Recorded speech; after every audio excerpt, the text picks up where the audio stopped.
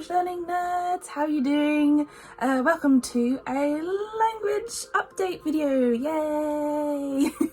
I figured seeing as I've recently done the JLPT, and so now that I don't have to study for that anymore, I'm changing up a little bit how I'm learning Japanese. And so I thought this is the perfect time for a language update to kind of talk about what things I'm doing at the moment. Yeah. So some of you might remember from maybe a previous video recently, I mentioned that I started a new job, in which case one of the kind of important things I've got to do now is figure out how to work around language learning. How do I fit it around my job, you know? Obviously before the job I had much more time to do some study, to do some Japanese bits. I could do it whenever I felt like it, and it was great. But now I have to do grown-up adult things like going to work, and now my language learning time is when I'm tired. And so I just got to learn how to fit that nicely around, you know, blah blah blah blah blah. But connecting this first kind of point with my second point, which is I want to be doing more listening, in which I kind of can easily put those two connected together. Basically, I have a long commute time, and so I've been thinking that I'm going to be downloading more podcasts and songs, all in Japanese, so that I have plenty to listen to on my way to and from work, so that I can get in, hopefully, a lot more listening to really train my ears. That's something that I really want to improve. It's always been one of my weak links. Even back when I was a teenager and I had to have compulsory Spanish lessons. Even then, that was always my weakest thing, was listening. The tapes that the teacher would play, they'd be like, this is a simple sentence, what does it say? And all I would hear is I'm like, that is not Spanish, that's not anything, I can't understand a single thing. And the teacher would be like, it's obviously the most easiest sentence ever. Anyway, I basically want to improve my listening, and so I'm thinking of trying to use my commute to and from work as a way to really help develop that skill. I didn't need to go on that tangent, but I did anyway. Anyway, next point. So last one was more listening, this one is more speaking, yay! Basically, I want to keep going with my videos where I do like little diary things, but I'm speaking in Japanese. I want to keep on doing those. That's some very easy speaking practice I can do. And I also want to do more italki lessons. I do them every now and again, but before I didn't have a job, so I couldn't afford them very often. So now I'm hoping I can afford them a little bit more often now and get much more speaking practice. And yeah, I think that would be really good. I really enjoy my italki lessons, so yeah, I think doing more of those will really help me, not only for speaking but also my confidence. I feel like doing the few italki lessons that I have done, I can feel my confidence kind of, I have felt it grow, and so I think doing more of that will only, there's only a benefit, like there's no downside to doing these. So yeah, I would like to do those a little bit more. So there was a part of my Japanese study that I had kind of stopped shortly before taking the JLPT, because I just did not need to focus on that. Like, that was just not a priority at all. And now that that's over, I can bring it back, and that is it's kanji. Kanji is my favorite thing. I love learning kanji. And I think the last time I talked about actually studying kanji, I was like, oh, I'm so close to finishing this book. And I was really happy about that.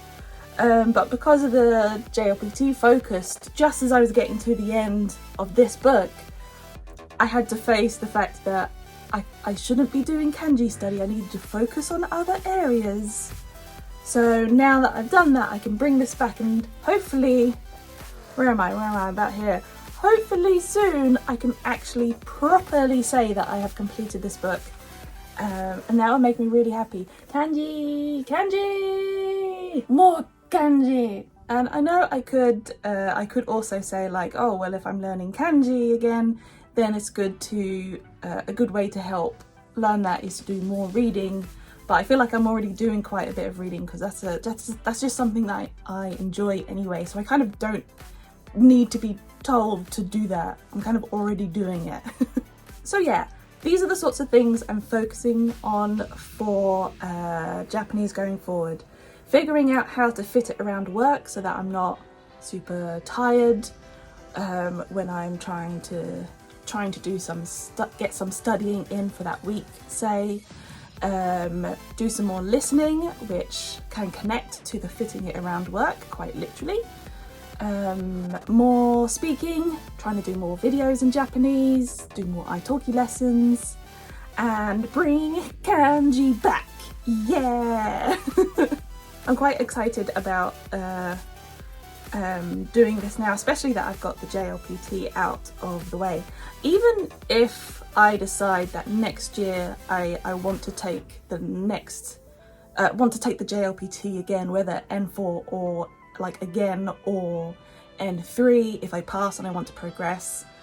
For now, I won't concentrate on any JLPT stuff.